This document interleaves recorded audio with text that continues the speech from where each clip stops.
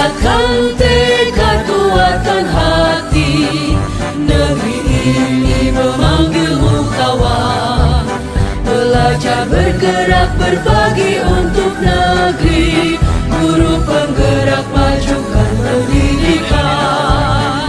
Guru penggerak menghamba pada murid. Kreatif, rancang pembelajaran. Hargai potensi, tingkatkan prestasi. Lahirkan profil pelajar Pancasila. Belajar, bergerak, berbagi untuk negeri. Kita menjalin kolaborasi. Belajar, bergerak, berbagi untuk negeri. Demi bakti pada Ibu Pertiwi.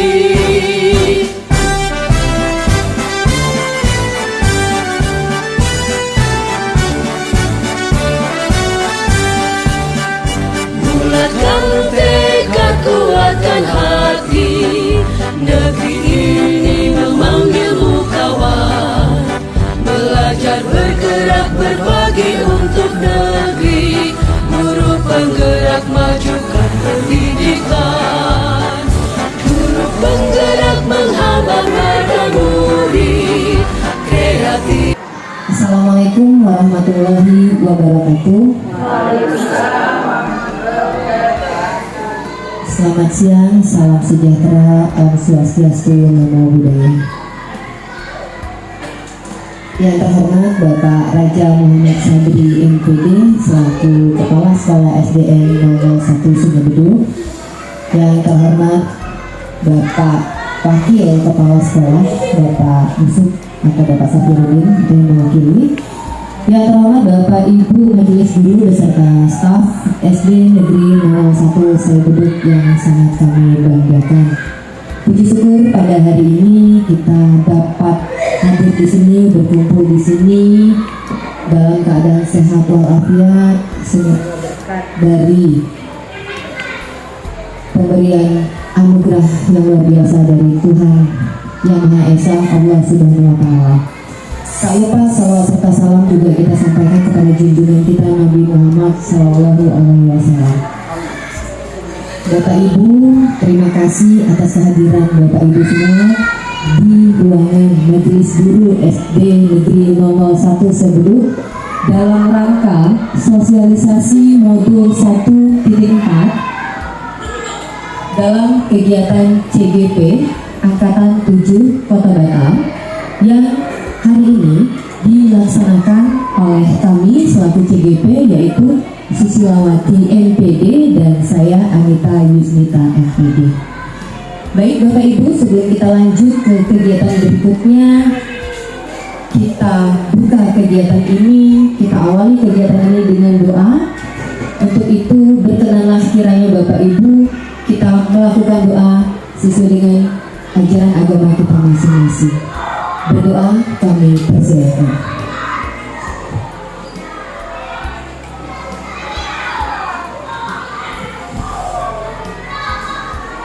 Selesai. Selanjutnya kami mohon kesediaan Bapak Raja Muhammad Sabri MPD selaku Kepala Sekolah untuk memberikan sambutan sekaligus membuka kegiatan sosialisasi kegiatan CGP Angkatan 7 Kota Batam untuk pemaparan modul 1.4 yaitu budaya positif. Pada Bapak kami silakan.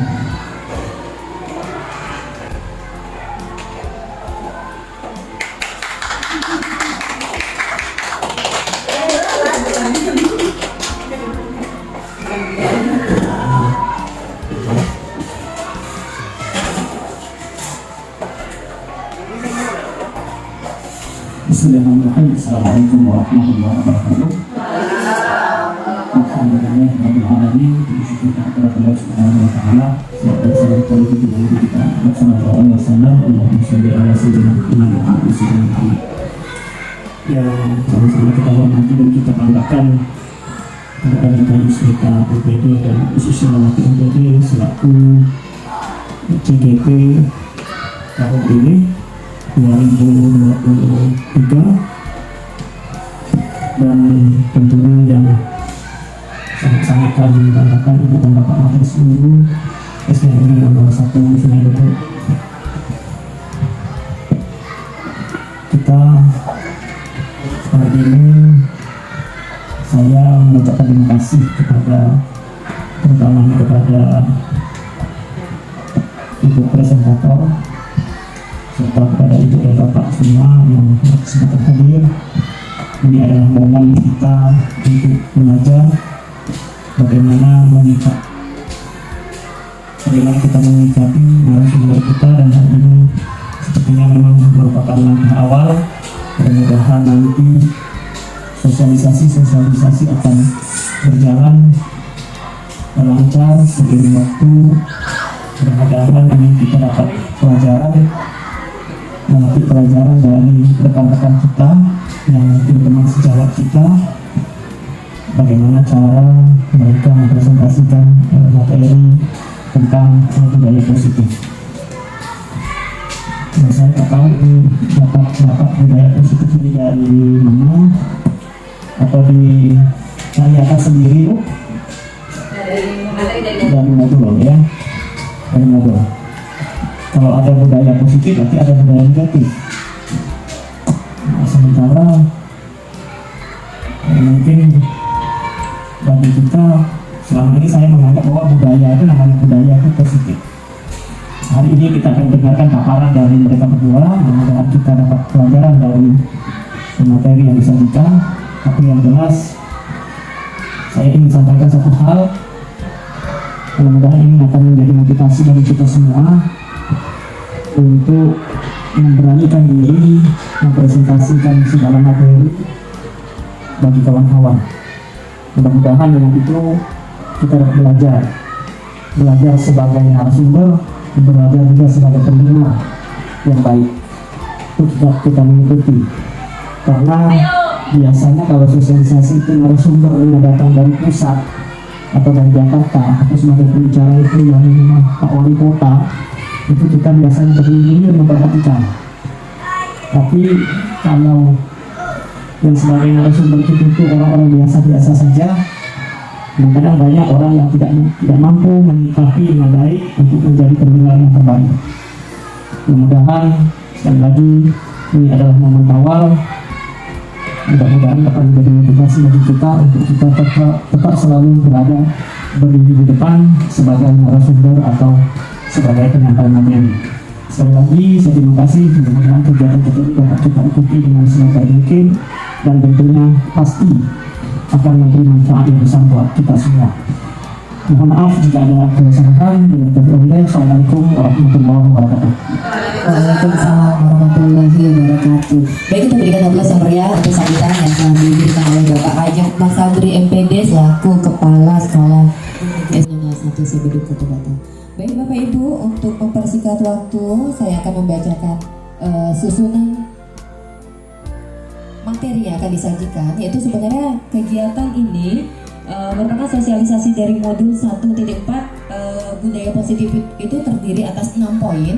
Maka kami akan berbagi lah antara saya dan Bu Susi, di mana yang akan kami bahas itu adalah tentang yang pertama tentang disiplin positif dan nilai-nilai kebajikan universal, kemudian tentang teori motivasi, hukuman dan penghargaan serta restitusi, selanjutnya tentang keyakinan kelas, kemudian kebutuhan dasar manusia dan dunia berkualitas, berikutnya adalah restitusi 5 posisi kontrol, dan terakhir adalah restitusi tentang segitiga restitusi. Baik, untuk mempersingkat waktu kami persilakan kepada narasumber kita yaitu Ibu Susilawati MPD, kepada beliau kita persilakan.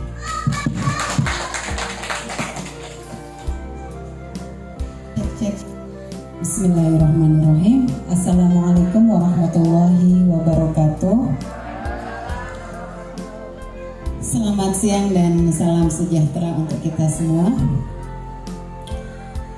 Alhamdulillah pada kesempatan siang hari ini kita masih diberikan nikmat sehat sehingga kita masih bisa berkumpul di ruangan yang semoga diberkahi oleh Allah Subhanahu wa taala. Amin ya rabbal alamin. Salawat serta salam semoga tercurah limpahkan kepada junjungan kita Nabi besar Muhammad SAW. Mudah-mudahan kelak kita mendapatkan syafaat dari beliau.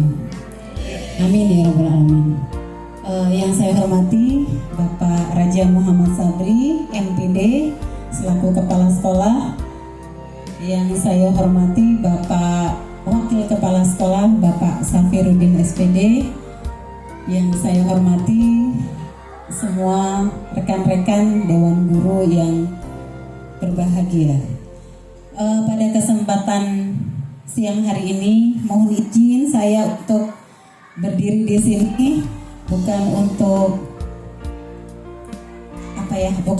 menggurui, tapi ingin berbagi apa yang sudah kami pelajari pada kegiatan guru penggerak, terutama pada materi budaya positif di modul 1.4. Kegiatan ini terlaksana atas dukungan yang sangat besar dari Bapak Kepala Sekolah. Terima kasih Pak, kami ucapkan atas segala dukungannya. Kemudian rekan-rekan guru, Pak Bo, Pak Usop yang sudah membantu dengan sangat luar biasa sehingga kami bisa mempresentasikan apa yang akan kami sampaikan di sini. Untuk materi yang pertama seperti disampaikan oleh Bu Anita bahwa pada materi modul 1.4 tentang budaya positif ini ada 6 pokok bahasan. Saya akan membahas 3 pokok bahasan yang pertama. Untuk yang pertama adalah disiplin positif. Nah, untuk tadi ada sedikit disinggung oleh Bapak kalau ada budaya positif berarti ada budaya negatif. Jadi maksud dari budaya positif di sini adalah segala tindakan yang dilakukan terus-menerus sehingga menjadi budaya di sekolah. Ini terutama untuk tingkah laku dan akhlak dari siswa. Nah, di sini ada beberapa poin tadi sudah dijelaskan di awal bahwa yang pertama akan kita sampaikan adalah tentang disiplin positif dan nilai-nilai kebajikan. Kemudian yang kedua ada teori motivasi, hukuman dan penghargaan serta restitusi.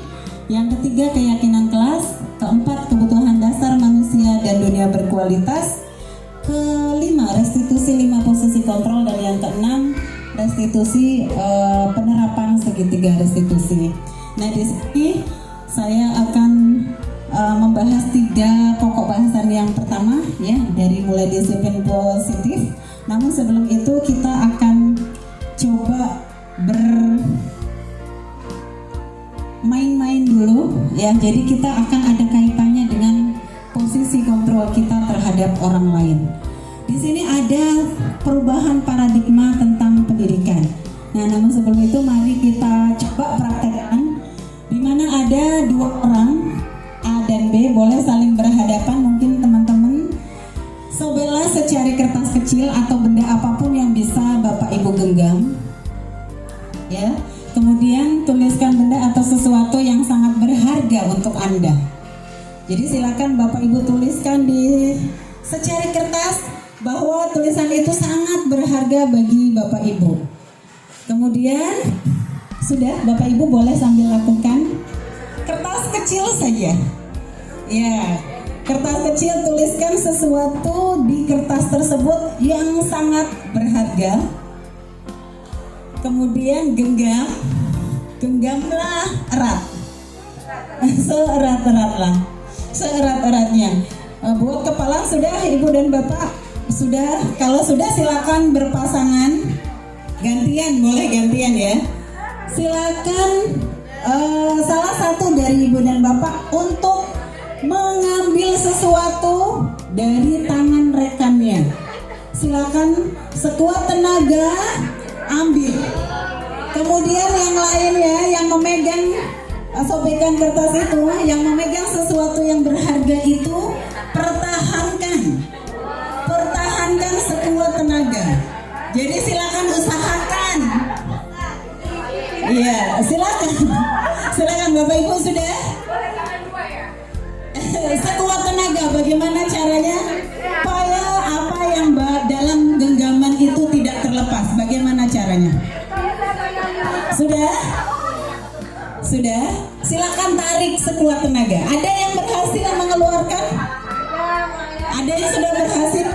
Tarik-tarikan Bu, pertahankan. Bisa? Bu Nuri, Bu Norma? Oke, Bapak sudah Pak. Gak mau mengambil sesuatu dari Bu Gita. Iya. Sudah? Ada yang mendapatkan itu? Oh iya. Oke, Bu Muji mendapatkan dari Bu Nuraya. Oke, saya tanya sama Bu Nuraya. Bu Nuraya melepaskan atau memang karena Bu Muji sekuat tenaga menarik? Sekuat tenaga menarik, Bu Aya akhirnya melepaskan. Bu Aya yang melepaskan atau karena memang Bu Muji sudah sangat memaksa? Iya, oke. Iya, karena sangat memaksa dan karena Bu Muji senior akhirnya Bu Aya melepaskan. Nah, artinya Bu Nur Aya sudah melepaskan itu dengan kemauannya. Nah, apa yang kita ambil dari permainan ini? Sebenarnya Ibu dan Bapak, posisi kontrol terhadap perilaku itu ada pada diri kita. Jadi kita mau melakukan apapun itu ada pada diri kita. Kita akan mempertahankan sesuatu itu sekuat tenaga atau kita akan menyerah begitu saja.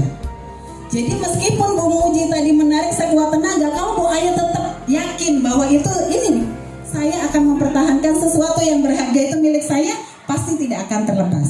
Karena Bu Aya segan dengan Bu Muji, ada bahasa tadi guru senior, akhirnya Bu Aya melepaskan. Iya, jadi ini perubahan paradigma. Sekali lagi, ini ada kaitannya dengan kita juga dengan murid. Selama ini kita banyak mengontrol murid kita. Ternyata apa yang dilakukan murid kita kalau tidak sesuai dengan keinginannya, sekuat apapun kita mengontrol, kita tidak bisa mengatur. Dan itu sering terjadi di tua kita. Ya, itu Ibu dan Bapak buat next. Oke, selanjutnya ini tadi dari permainan kontrol tadi ya. Perubahan paradigma teori kontrol, ilusinya ya. Ilusi guru mengontrol murid. Kemudian ilusi bahwa kritik dan membuat orang merasa bersalah dapat menguatkan karakter. Itu sebenarnya ilusi-ilusi yang prasangka-prasangka kita yang sebenarnya kurang benar. Selanjutnya ilusi bahwa semua penguatan positif, efektif dan bermanfaat. Kemudian yang selanjutnya ilusi bahwa orang dewasa memiliki hak untuk memaksa. Jadi dari permainan tadi kita ini refleksi untuk diri saya, sebenarnya selama ini nih kita banyak mengatur. Yes, banyak mengatur, akhirnya kadang-kadang mungkin kita yang merasa apa yang dilakukan siswa ini bukan ekspektasi saya, seharusnya seperti itu. Jadi teorinya ada, ya. Bisa next. Oke. Nah, ini yang akan kita bahas dari paparan tadi. Ada untuk poin yang pertama adalah disiplin positif. Dalam bayangan kita, kalau sudah mendengar kata disiplin itu pasti aturan, tepat waktu. Kemudian kalau nggak disiplin nanti mendapatkan sanksi, hukuman seperti itu. Nah, sebenarnya apa sih disiplin ini? Boleh di next Bu Anita. Nah, ini makna dari disiplin berasal dari bahasa Latin yang artinya belajar. Makna asal kata ini berkonotasi dengan disiplin diri dari murid-murid Sokrates dan Plato. Ini adalah tokoh-tokoh pendidikan dari Yunani, ya. Kemudian disiplin diri membuat orang menggali potensinya menuju sebuah tujuan. Jadi selama ini kita ilusi bahwa disiplin itu nanti kalau ada anak yang tidak disiplin kita berikan hukuman. Nanti sebenarnya kita bahas setelah sesi disiplin ada teori motivasi, hukuman dan penghargaan. Nah, selanjutnya namun dalam makna disiplin telah berubah menjadi sesuatu yang dilakukan seseorang pada orang lain untuk mendapatkan kepatuhan. Selama ini persepsi kita tentang disiplin adalah supaya anak patuh dan taat terhadap peraturan. Oke, boleh di next. Nah, itu tadi apa sih kaitannya disiplin? Disiplin diri itu kontrolnya dari dalam diri. Motivasi itu bukan karena adanya peraturan. Jadi anak berbuat disiplin, anak melakukan sesuatu nilai-nilai, kita usahakan untuk menumbuhkan motivasi internal. Kalau ada peraturan, kalau tidak disiplin ada poin, pengurangan poin. Itu berarti motivasinya karena ada peraturan. Nah, bagaimana kita menumbuhkan nilai disiplin itu? Melalui nilai-nilai kebajikan yang harus dipahami oleh siswa kita. Sebagaimana kita ketahui bahwa nilai-nilai positif yang sesuai dengan kebajikan universal, ini menurut teori perilaku ya, bahwa nilai-nilai kebajikan yang ingin dicapai oleh setiap anak Indonesia kita kenal dengan yang berkaitan dengan implementasi kurikulum merdeka, ada profil pelajar Pancasila. Dari situ nilai kebajikan ini dirangkum dalam 6 dimensi profil pelajar Pancasila. Yang pertama, beriman dan bertakwa kepada Tuhan Yang Maha Esa dan berakhlak mulia, kemudian berkebinekaan global, gotong royong, mandiri, kemudian bernalar kritis dan kreatif. Nah, nilai-nilai ini cakupannya banyak sekali, termasuk bertanggung jawab. Itu juga masuk ke dimensi-dimensi yang kalau kita buka profil pelajar Pancasila, 6 dimensi itu, dimensi beriman dan bertakwa itu apa saja nilai-nilainya? Salah satunya adalah ketaatan beribadah, kejujuran, ya, kemudian taat melaksanakan ibadah dan seterusnya. Begitu juga dengan dimensi-dimensi yang lain. Ya, itu untuk materi tentang disiplin positif. Jadi kesimpulan dari awal permainan tadi, untuk menumbuhkan disiplin positif pada siswa, kontrolnya adalah harus dari dalam diri, baik kita maupun siswa. Bukan karena kita disiplin adanya aturan. Itu masih siswa melaksanakan itu masih motivasinya adalah motivasi eksternal dari luar, karena takut nanti melanggar aturan, karena takut nanti dapat hukuman, karena takut nanti disuruh pungut sampah dan sebagainya. Ya, oke, itu selanjutnya pembahasan yang kedua adalah teori motivasi perilaku manusia. Jadi dari pembahasan awal tentang disiplin, tentang semua tingkah laku siswa kita, tingkah laku siapapun itu didasarkan pada kebutuhan-kebutuhan dan motivasi yang ada dalam dirinya. Nah, untuk teori motivasi perilaku manusia ini, seseorang melakukan suatu tindakan itu ada 3 faktor. Ya, yang pertama, untuk menghindari ketidaknyamanan atau hukuman. Apa yang terjadi nih kalau saya datang telat? Oh, nanti saya dihukum suruh mungut sampah. Nah, itu dia berusaha untuk datang lebih awal. Itu motivasinya masih dari luar. Kemudian motivasi yang kedua, untuk mendapatkan imbalan dari orang lain. Oh, saya rajin nih kerjanya datang tepat waktu supaya nilai PKG saya tinggi. Nah, itu juga motivasinya masih motivasi eksternal. Begitu juga dengan siswa kita. Oh, saya mau dapat nilai yang bagus supaya Bu Susi senang, supaya saya dikasih bintang. Nah, itu juga motivasinya masih motivasi eksternal. Yang ketiga, untuk menghargai diri sendiri. Saya akan menjadi orang yang seperti apa bila saya melakukannya. Jadi inilah yang kita harapkan dari diri kita dan dari siswa kita. Jadi siswa melakukan, berusaha belajar dengan rajin itu, saya punya target. Dia sendiri yang menentukan tujuannya, dia yang berusaha untuk meraihnya supaya dia bisa menghargai dirinya sendiri. Inilah yang diharapkan dari budaya positif yang kita jelaskan. Motivasi itu datangnya dari diri pribadi siswa, dari diri pribadi kita. Jadi setiap perbuatan saya datang tepat waktu, ya karena saya menghargai diri saya sebagai seorang guru, saya ingin memberikan teladan kepada siswa saya untuk datang ke sekolah tepat waktu. jadinya kalau saya datang terlambat, tentu siswa datang ke kelas juga terlambat. Nah, itu salah satu bentuk menghargai diri kita. Itulah yang dimaksud dengan motivasi intrinsik, motivasi dalam diri kita, bukan karena faktor eksternal, bukan dari orang lain. Apapun tindakannya, kalau itu datangnya dari diri kita, itulah bentuk motivasi intrinsik, dan itu akan bertahan lama, dan lama-kelamaan akan menjadi budaya dan karakter kita. Kalau kita sudah terbiasa berbuat sesuatu yang baik, itu akan menjadi budaya. Ya, oke, next. Selanjutnya ini. Nah, kaitan dengan disiplin positif, hukuman dan penghargaan. Ini sebenarnya agak-agak apa ya? Perubahan mindset itu memang kadang-kadang membuat hati kita bergejolak. Sempat ada diskusi juga terkait dengan hukuman dan penghargaan ini. Kalau siswa kita berbuat salah terus nggak dihukum, siswanya pasti akan mengulangi kesalahan itu. Pasti dalam pikiran kita seperti itu.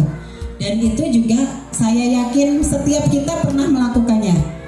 Nah, hukuman dan penghargaan ini sebenarnya sesuatu yang sama. Sesuatu yang sama. Artinya kalau hukuman itu, kalau siswa itu berbuat salah kita hukum, kalau siswa berbuat suatu kebaikan kita berikan penghargaan. Ternyata efeknya itu sama. Efeknya sama, hanya bentuknya lain. Tapi akan membentuk karakter siswa itu ya sama-sama. Kalau dihukum dia akan melakukan sesuatu karena takut dihukum. Begitu juga penghargaan, saya akan mendapatkan hadiah kalau saya melakukan kebaikan. Jadi efeknya sama, hanya kayaknya kalau penghargaan itu kan konotasinya positif, hukuman itu konotasinya negatif. Sebenarnya itu dua hal yang sama-sama akan berdampak yang kurang bagus terhadap perkembangan siswa. Ini menurut teori yang saya baca ya Ibu dan Bapak, bukan menurut saya. Nah, ini karena hukuman dan penghargaan itu sama-sama mempunyai efek yang kurang baik. Di sini pernah saya bahas juga penghargaan itu pernah bahasa dihukum oleh penghargaan. Dihukum oleh penghargaan. Sekilas kok dihukum oleh penghargaan? Penghargaan itu kan sesuatu yang bagus. Kemarin terjadi perdebatan pada saat kita akan membagikan raport. Kita berikan sertifikat. Kalau kita umumkan di ini sebagai, kita kan tujuannya, saya kan memberikan motivasi untuk siswa yang lain supaya terdorong untuk berbuat atau belajar yang lebih baik. Ternyata Ibu dan Bapak itu sesuatu yang salah. Dan itu merubah mindset seperti itu tidak gampang. Ya, kenapa? Kita menghargai satu orang tapi melukai yang lainnya. Maka ada bahasa dihukum oleh penghargaan. Kita seolah-olah memberikan penghargaan, tapi sebenarnya kita sedang memberikan hukuman kepada siswa kita yang lain. Efeknya itu akan bertahan lama, siswa akan mengingat itu. Jadi bukannya termotivasi, tapi merasa tersakiti oleh gurunya sendiri. Nah, ini yang perlu kita sedikit demi sedikit kita pahami, karena itu untuk merubah mindset itu tidak mudah, perlu sosialisasi dan perlu melakukan itu berulang-ulang. Ya, kenapa dihukum oleh penghargaan? Karena dengan penghargaan itu efeknya ternyata setelah dilakukan penelitian oleh para pakar pendidikan, penghargaan itu dapat menurunkan kualitas. Kenapa? Siswa yang tadinya berprestasi kita berikan penghargaan, ternyata jadinya dia hanya mengejar untuk mendapatkan penghargaan, mengabaikan nilai-nilai kebajikan yang lain. Itu berdasarkan teori ya Ibu dan Bapak. Yang kedua, penghargaan mematikan kreativitas. Karena dengan adanya penghargaan, saya sudah mendapatkan yang saya inginkan kan, akhirnya tidak mau lagi untuk mengembangkan potensi yang ada dalam dirinya yang seharusnya bisa lebih berkembang lagi. Selanjutnya, penghargaan mengurangi motivasi intrinsik. Dengan adanya penghargaan, kita melakukan tindakan itu berdasarkan penghargaan penghargaan yang ingin kita capai, bukan dari dalam diri. Tadi yang sudah kita contohkan di awal. Kemudian pengaruh jangka pendek dan jangka panjang dari penghargaan itu, yang pertama adalah bahwa penghargaan itu sebenarnya menghukum. Jadi tadi yang disampaikan di awal bahwa hukuman dan penghargaan itu sesuatu yang sama, hanya beda.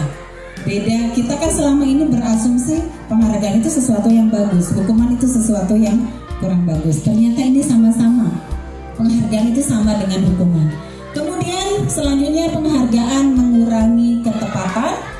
Penghargaan itu sebenarnya kurang efektif dan penghargaan itu dapat merusak hubungan. Nah, apa sebaiknya yang kita lakukan? Karena penghargaan tadi sama dengan hukuman, kita ada alternatif. Dari setiap tindakan itu ada konsekuensi. Ada perbedaan antara hukuman dan konsekuensi. Kita ada beberapa contoh di sini. Jika ada siswa mencatat 100 kali di dalam buku dengan kalimat "saya tidak akan terlambat lagi". Jika siswa itu terlambat, kemudian kita berikan kertas, kita berikan pennya, silakan tulis. Kamu nulis sampai 100 kali, "saya tidak akan terlambat lagi". Ternyata itu merupakan salah satu bentuk hukuman. Dan itu tidak efektif. Lari mengelilingi lapangan basket 2 kali karena terlambat hadir di sekolah, itu juga bentuk hukuman. Kemudian murid diminta untuk push up 15 kali karena tidak menggunakan masker ke sekolah, itu juga bentuk dari hukuman. Kenapa hukuman ini tidak efektif? Karena tidak ada kaitannya dengan apa yang dia lakukan. Dia melakukan kesalahan apa, yang kita berikan itu tidak ada kaitannya untuk memperbaiki dia dalam sesuatu yang sudah dia kerjakan.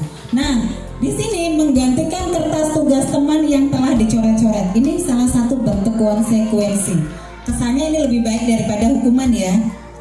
Kemudian membersihkan tumpahan air di meja tulis karena tersenggol pada saat belajar, ini juga bentuk konsekuensi. Jadi ada perbedaan antara hukuman dan konsekuensi. Kalau hukuman itu tidak ada kaitan dengan kesalahan yang dilakukan, kalau konsekuensi itu tindakan lanjutannya adalah berdasarkan apa yang sudah dia lakukan. Next. Oke, perbedaan hukuman dan konsekuensi. Tadi contoh-contohnya, sekarang perbedaannya. Kalau hukuman itu sesuatu yang menyakitkan, harus terjadi. Sedangkan konsekuensi itu memang sesuatu yang harus terjadi. Kamu menumpahkan air minum di atas meja, konsekuensinya ya tentu membersihkan meja tersebut. Jadi ada perbedaan antara hukuman dan konsekuensi. Kemudian membuat anak sakit, baik fisik maupun sakit hati untuk jangka waktu yang lama. Ujung-ujungnya nanti ada perasaan dendam kalau hukuman. Nah, kalau konsekuensi membuat anak merasa tidak nyaman dalam jangka pendek. Selanjutnya, anak akan membenci kedisiplinan dengan hukuman. Oh, saya nanti datang terlambat pasti disuruh lari-lari lagi. Akhirnya dia, padahal itu sesuatu yang bagus, akhirnya dia membenci karena dia pernah berbuat salah. Kalau konsekuensi ini, dia akan lebih menghargai kedisiplinan. Kemudian kalau hukuman itu bentuknya paksaan, kalau konsekuensi itu stimulus atau tanggapan, respon dari tindakan yang sudah dia lakukan. Selanjutnya, kalau hukuman itu mendorong anak menyakiti diri sendiri, sedangkan konsekuensi mendorong anak agar mudah menyesuaikan diri. Hukuman itu konsep diri yang buruk, sedangkan konsekuensi konsep diri yang baik. Hukuman, anak belajar untuk menyembunyikan kesalahan, karena kalau dia berbuat kesalahan nanti saya dapat hukuman. Jadi terkesan menyembunyikan kejujuran, dia tidak jujur pada diri sendiri. Anak belajar untuk mematuhi peraturan dengan konsekuensi. Selanjutnya, kalau anak itu diberikan hukuman, dia akan merasa marah, kesal, merasa dipermalukan, akhirnya timbul dendam kepada orang yang memberi hukuman. Sedangkan konsekuensi, dia akan kehilangan hak, dibuat tidak nyaman, diasingkan untuk sementara waktu. Nah, dari dua pilihan ini ada nggak sih cara yang lebih baik dalam memberlakukan disiplin yang positif? Ada.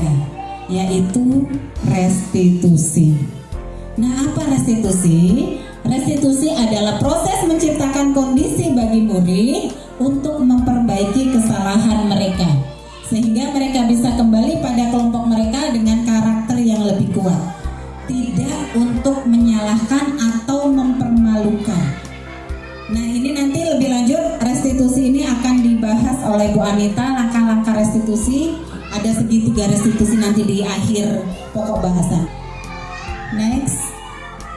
Nah, ini tadi hukuman, konsekuensi, dan restitusi. Jadi ternyata hukuman itu salah satu bentuk identitas gagal. Gagal dalam menyelesaikan suatu permasalahan, itu hukuman. Sedangkan konsekuensi dan restitusi itu salah satu identitas sukses. Kenapa? Di situ Ibu dan Bapak bisa kita baca ya yang tadi disebutkan bahwa kalau hukuman itu dapat menyakiti, sedangkan konsekuensi itu sesuatu yang harus terjadi, kemudian restitusi itu merupakan suatu pilihan. Jadi dari ketiga tindakan ini untuk menumbuhkan disiplin positif itu kita tempuh dengan langkah restitusi. Wow. Selanjutnya untuk materi yang ketiga adalah keyakinan kelas. Nah, keyakinan kelas ini sebenarnya hampir-hampir mirip. Kalau selama ini kita kenalnya ada peraturan kelas, tata tertib. Kalau peraturan dan tata tertib itu seolah-olah hanya satu arah. Guru yang menentukan siswa diminta untuk melaksanakan tata tertib. Tapi kalau keyakinan kelas atau kesepakatan kelas itu dua arah, dari guru dan siswa. Nah, di sini ada penjelasan mengapa tidak peraturan saja, mengapa harus keyakinan kelas. Yang pertama, mengapa kita memiliki peraturan harus menggunakan helm. Ini contoh-contoh peraturan ya. Ini semuanya adalah aturan yang sudah tertulis. Jadi kenapa keyakinan kelas bukan peraturan kelas? Karena untuk mendukung kembali ke motivasi intrinsik. Kalau keyakinan kelas kita buat bersama dengan siswa. Guru dan siswa membuat kesepakatan sama-sama berlaku untuk dua pihak, bukan hanya untuk siswa saja.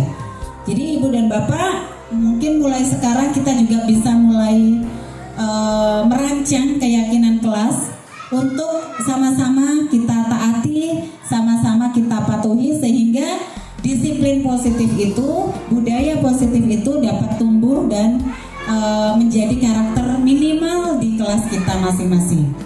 Ya, itu saja mungkin untuk keyakinan kelas. Nah, ini ada contoh perbedaan keyakinan kelas dengan peraturan kelas. Next dulu sih. Nah, ini dia. Yang mana yang merupakan keyakinan kelas? Judulnya sama-sama kesepakatan kelas. Yang di sebelah kiri, kesepakatan kelas datang tepat waktu mengucapkan salam. Sedangkan di sebelah kanan, kami guru dan murid yang saling menyayangi.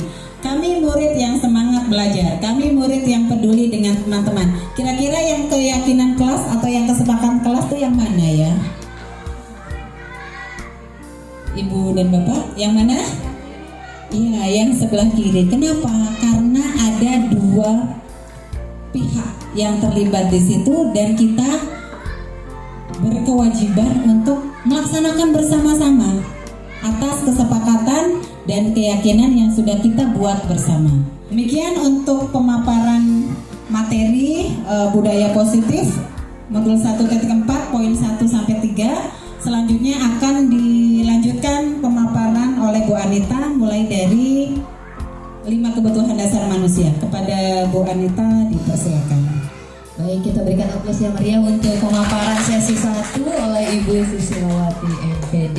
Bapak Ibu, saya tahu bahwa sekarang ini adalah masa-masa kritis, genting, di mana bergalon-galon kopi dibutuhkan. Tapi saya yakin Bapak Ibu masih punya semangat ya Bapak Ibu ya. Insya Allah 3 materi yang akan saya sajikan, walaupun materinya padat, kami akan mencoba untuk merangkum sedemikian rupa agar materi bisa tersampaikan dengan baik, tapi memanfaatkan waktu yang seminimal mungkin. Baik Bapak Ibu, nanti juga akan ada sesi tanya jawab. Yang tadi mungkin sudah mencatat-catat banyak sekali paparan dari Bu Susi yang Masih penasaran apa sih seperti apa sih pelaksanaannya? Nanti yang masih penasaran kita akan lanjutkan dengan sesi tanya jawab. Bapak Ibu, materi pertama yang akan saya sampaikan yaitu 5 kebutuhan dasar manusia dari Dr. William Glasser dalam Choice of Theory. Nah, mohon izin saya berdiri di sini. Nggak kelihatan ya? Baik. Nah, cukup jelas saya rasa paparan yang ada di depan. Di mana 5 kebutuhan dasar itu yaitu kebutuhan untuk bertahan hidup atau survival, kemudian kebutuhan akan kasih sayang dan rasa diterima, love and belonging. Selanjutnya adalah kebutuhan akan kebebasan atau freedom, dan selanjutnya adalah kesenangan atau fun dan juga penguasaan atau power. Nah, di situ mungkin Bapak Ibu bisa lihat skemanya seperti itu. Apa sih kaitan-kaitan 5 kebutuhan dasar manusia berdasarkan Dr. William Glasser dan Choice of Theory. Baik Bapak Ibu, lanjut ke next berikutnya adalah di mana kita mempunyai 5 posisi kontrol. Hal ini berkaitan dengan materi yang tadi sudah Bu Susi paparkan. Nah, kita mempunyai 5 posisi kontrol, yaitu pertama sebagai penghukum terkait mengenai penerapan nilai budaya positif. Kita mau jadi orang seperti apa sih? Saya mau jadi guru seperti apa sih? Apakah saya ingin menjadi seorang penghukum? Apakah saya ingin menjadi seorang pembuat rasa bersalah bagi siswa kita? Atau kita mau memposisikan diri kita sebagai teman, sebagai pemantau, atau sebagai manajer? Nah, ini akan saya bahas satu persatu sambil refleksi diri. Mungkin beberapa hal ini pernah saya lakukan, dan mudah-mudahan setelah ini saya berusaha untuk lebih baik. We will be better untuk kedepannya. Oke, next. Sebenarnya sebagai penghukum tuh seperti apa sih? Nah, sebenarnya pemaparannya sangat banyak ya. Contoh kasus aja deh, dimana ada seorang siswa ketahuan terlambat sekolah deh. Tadi sebagai contoh dari Bu Susi tadi di awal, ada seorang siswa datang terlambat sekolah, besoknya datang terlambat lagi. Nah, selaku guru piket nih berperan sebagai penghukum. Kamu sini. Kenapa kamu terlambat? Udah tahu masuk jam 7.30, kamu datang jam 8. Taruh tas ini, berdiri di sana, lari keliling lapangan. Tujuan guru tersebut untuk menerapkan disiplin. Tapi posisi guru dalam hal ini sebagai apa Bapak Ibu? Sebagai apa Bapak Ibu? Penghukum. Kita nggak tahu yang dialami anak tersebut. Wah, kenapa dia datang terlambat? Kita nggak nanya. Tahu-tahu anak itu kita tahu dia salah, lalu kita just dia langsung. Kamu harus lari keliling lapangan. Kamu melanggar disiplin. Langsung kita jatuhkan hukuman. Pernah merasakan melakukan hal tersebut? Saya rasa mudah-mudahan Bapak Ibu di sini tidak pernah melakukannya. Baik, mungkin zaman dulu sebelum Masehi mungkin pernah, ya kan? Tapi kita kan sekarang udah sekarang ini kayaknya nggak pernah deh. Oke, berikutnya next. Nah, wah ternyata sebagai guru yang sifatnya sebagai penghukum tuh nggak bagus ya. Untung aku belum pernah buat. Oke, next kita lihat. Sebagai apakah saya? Apakah saya berperan sebagai pembuat rasa bersalah? Nah, dari kasus tadi nih, siswa datang terlambat. Selaku guru piket datang. Kita ambil contoh lah seorang anak tersebut namanya A aja. A bukan berarti Anita ya. Baik. A, kenapa kamu datang terlambat? Sudah tahu jam 7.30 bel berbunyi waktunya masuk kelas. Sekarang 7:45. Aduh, kamu Nina. Tak kasihan apa lihat ibu. Ibu ini hari ini tugas piket loh. Gara-gara kamu kan. Jadi ibu nulis nama kamu di sini. Ibu jadi nggak enak loh. Nanti ibu ditegur sama bapak kepala sekolah. Oh iya Bu, maaf Bu, saya tadi terlambat, ojeknya lambat jemput. Si anak tersebut merasa bersalah, tapi kenapa? Karena kita loh, kita membuat dia merasa bersalah. Gara-gara saya guru piket ditegur loh sama bapak kepala sekolah. I think di sekolah ini tak terjadi seperti itu. Tidak ada. Hanya contoh Bapak Ibu. Nah, itu contoh jika kita berperan sebagai pemberi rasa bersalah. Nah, menurut Bapak Ibu, bagus tak seperti itu kita memposisikan diri? Gimana Bapak Ibu? Bagus kah? Bapak Ibu mau seperti itu? Tidak, luar biasa. Bapak ini pemalu lah, nak jawab besar-besar pun boleh. Saya nak dengar lebih kuat lagi. Nah, Bapak Ibu, memposisikan diri sebagai pemberi rasa bersalah itu baik apa tidak? Luar biasa, big applause untuk Bapak Ibu semuanya. Next, kalau poin pertama tak bagus, poin kedua tidak bagus. Kita lihat memposisikan diri sebagai teman. Oh, ini sebagai teman seperti apa sih? Jika kita sebagai guru piket menemukan kasus anak datang terlambat tadi, lalu kita memposisikan sebagai teman seperti apa? Nah, di sini kita akan berkata, ayo bantulah demi ibu ya, demi bapak ya, tolonglah dibantu, besok jangan datang lambat lagi ya.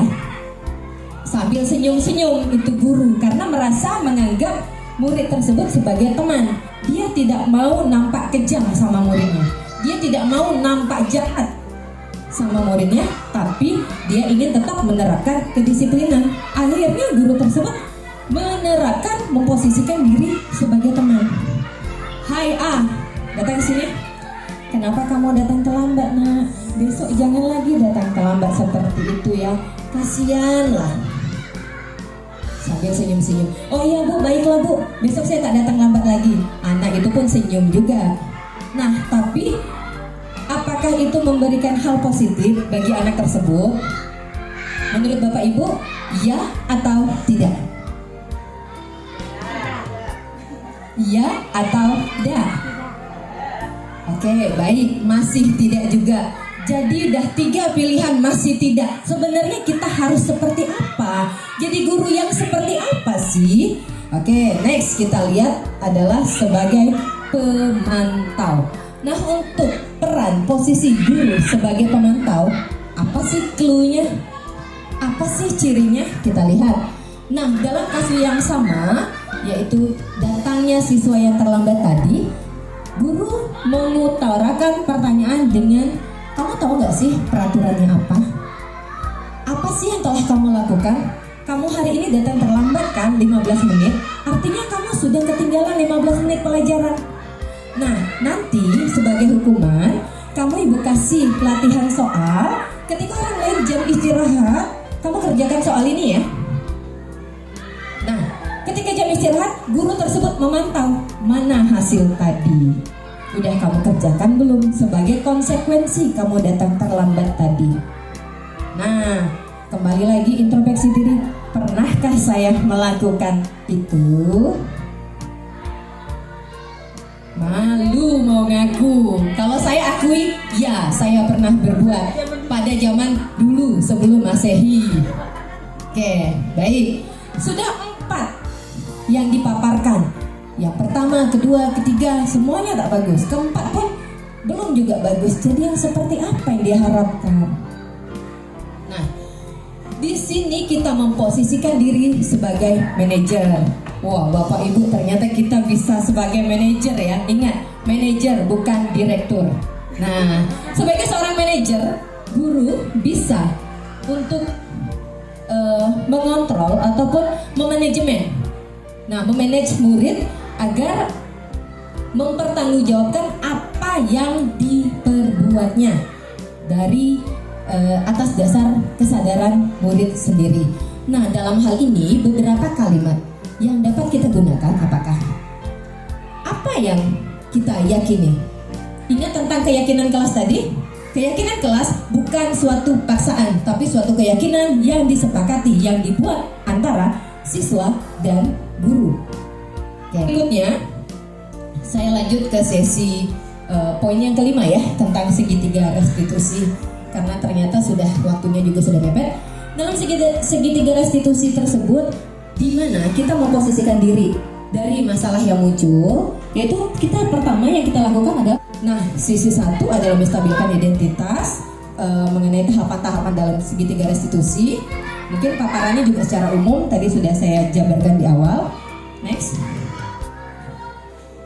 Yang kedua adalah validasi tindakan yang salah. Nah, validasi itu dia meyakinkan dirinya, saya tahu saya salah, dan tidak kita yang menyatakan kesalahan dia, tapi dari dirinya sendiri. Dan yang berikutnya sisi 3 yaitu menanyakan keyakinan. Oke. Nah, Bapak Ibu, slide berikutnya. Saya rasa mungkin paparan saya memang dibuat sesingkat mungkin. Mudah-mudahan Bapak Ibu bisa memahaminya, dan jika mungkin ada hal yang ingin ditanyakan, kami memberikan sesi tanya jawab kurang lebih 5 menit. Jadi kepada Bapak Ibu kami silakan. Kami memberikan kesempatan Bapak Ibu untuk berdiskusi. Baik, silakan. Yang pertama mungkin Bu Muji. Bismillahirrahmanirrahim. Assalamualaikum warahmatullahi wabarakatuh. Terima kasih kesempatan yang diberikan kepada saya untuk bertanya kepada Ibu berdua. Di sini saya merasa belum begitu jelas mengenai keyakinan kelas. Bagaimana penerapannya? Karena saya bukan kelas 1, jadi untuk di kelas 1 bagaimana cara menerapkan keyakinan kelas itu, dan poin-poin apa saja yang bisa kita ambil untuk kelas 1 yang baru masuk. Terima kasih. Sudah jawab?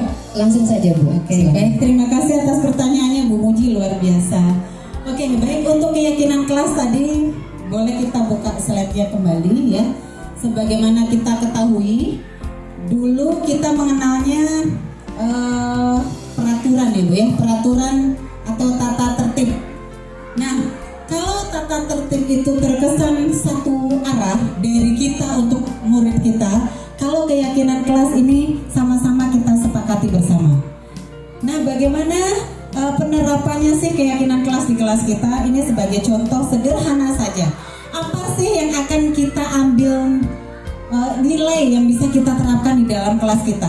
Sebagai contoh, kita dengan siswa kelas 1 di dalam kelas Bu, kita sebelum mulai mengajar, sebelum misalnya di awal semester, kita menanyakan anak-anak, hari ini kita sudah memasuki semester 2. Kita masuk jam berapa nak? 7.30. Anak-anak sudah tahu Bu ya, karena di semester 2. Berarti kita masuk jam 7.30 harus bagaimana? Tepat waktu. Jadi datang ke kelas tepat waktu.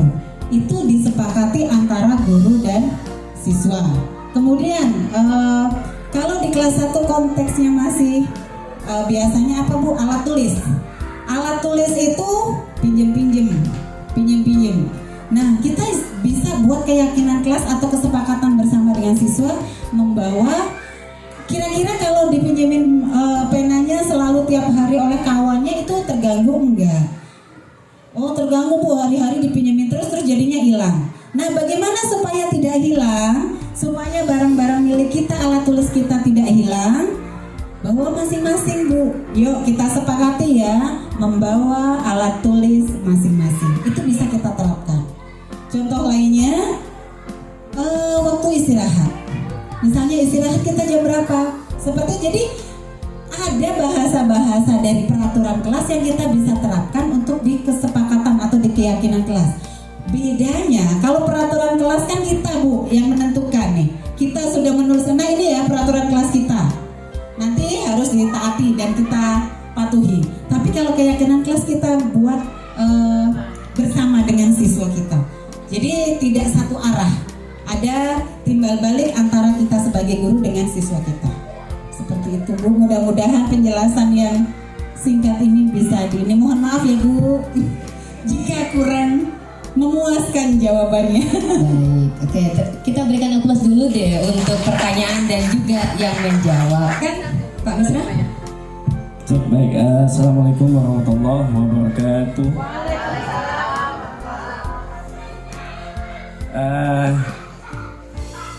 Mungkin hampir sama lah pertanyaan untuk Muji.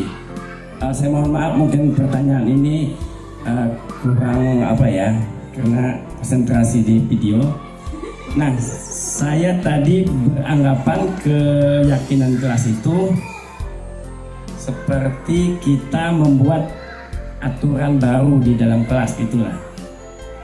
Setelah masuk itu di awal tadi karena saya tidak terlalu konsentrasi. Nah, setelah mendengar penjelasan tadi, rupanya sepertinya hanya cara kita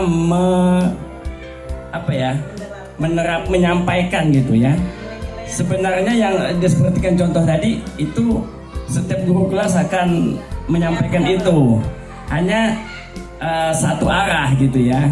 Berarti kesimpulannya kebersamaan bersama gitu ya. kesimpulan gitu. Ya, jadi sebenarnya Pak Misra, mungkin dari apa yang dipaparkan tadi itu sebenarnya sudah kita lakukan di dalam kelas kita. Cuman mungkin karena kita ya taunya lah tata tertib kelas gitu ya kan. Nah, penerapan nilai-nilai kebajikan itulah Pak yang kita terapkan di kelas. Maka kita buatlah namanya keyakinan atau kesepakatan kelas. Nah, nilai-nilai kebajikan tadi kalau kita datang tepat waktu istirahat sekian menit itu kan sebenarnya salah satu bentuk kedisiplinan. Tapi munculnya dari dalam diri siswa. Nah, kalau peraturan atau tata tertib itu anak melaksanakan itu karena motivasi dari luar. Kalau keyakinan kelas itu kita usahakan untuk menumbuhkan motivasi intrinsik dari siswa. Jadi kenapa? Karena kesepakatan kelas atau keyakinan kelas itu dibuatnya sama-sama. Apa saja? Jadi kita mengakomodasi kebutuhan dari peserta didik. Bu, nanti siswa nggak boleh pinjam-pinjam ya, maka kita bawa barang atau alat tulis masing-masing. Itu salah satu penerapan nilai-nilai kebajikan, Pak, tanggung jawab dengan tugas dia sebagai seorang siswa. Jadi kalau kita sama saja pun peraturan dengan keyakinan, yaitu tadi kita lihat dari konteksnya. Ada nilai kita melibatkan secara langsung siswa dalam pembuatan dalam penerapan nilai-nilai kebajikan dengan siswa. Tapi bukan seolah-olah siswa itu ya udah sebagai objek aja. Tapi dengan adanya keyakinan kelas, mereka merasa terlibat langsung dan dia bertanggung jawab atas apa yang sudah disepakati bersama. Begitu Pak Misra. Jadi dari teori dari modul ini Pak, yang diharapkan adalah memunculkan budaya positif itu dari dalam diri, bukan dari orang lain, bukan dari luar. Oke, baik Bapak Ibu, kami paham apa yang kami sampaikan tadi mungkin sangat kurang memenuhi kepuasan Bapak Ibu semua. Tapi kami mohon maaf karena waktu juga yang membatasi kita.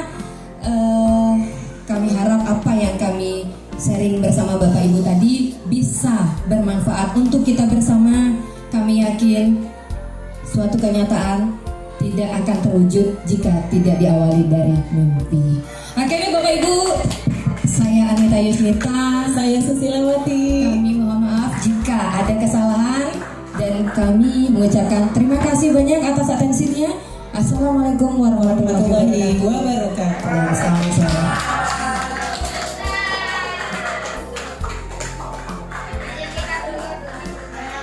Ya.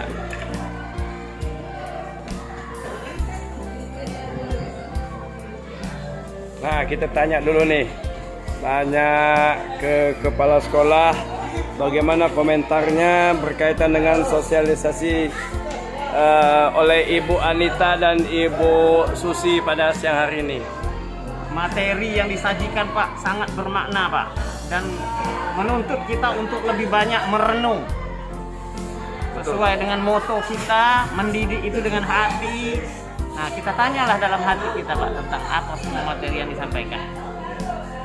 Saya kira mungkin itu saja Pak. Ya, terima kasih Pak.